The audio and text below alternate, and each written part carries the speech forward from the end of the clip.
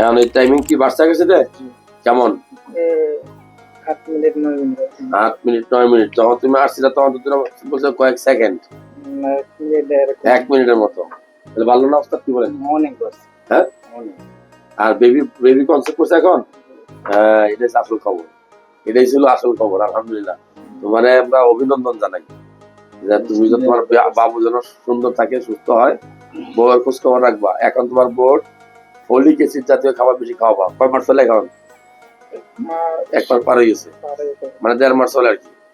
এই সময় কাঁচা কলা, পালং শাক, পুঁই শাক, কলিজা, ডিমের কুসুম, তোমার লাল মাংস মুরগির, মাছ খাওয়াবা। এগুলো তো ফলিক অ্যাসিড বেশি থাকে, ফলিক অ্যাসিড জিঙ্ক। কারণ প্রথম দিকে ফলিক অ্যাসিড জিঙ্ক না খেলে অনেকের বাচ্চা ক্ষতিগ্রস্ত হয়, ঠোঁট কাটা হয়, তালু কাটা হয়, তোমার ধরো যে মাথা থাকে না, অনেকের মাথা বড় হয়, নিউরাল ডিফেক্ট হয়, হাবা গোবা হয়। যাই হোক, অভিনন্দন জানাইতে পারে, তুমি বাবা হইতেছ খাইয়া, মাশাআল্লাহ। আর টাইমিংও বাড়ছে।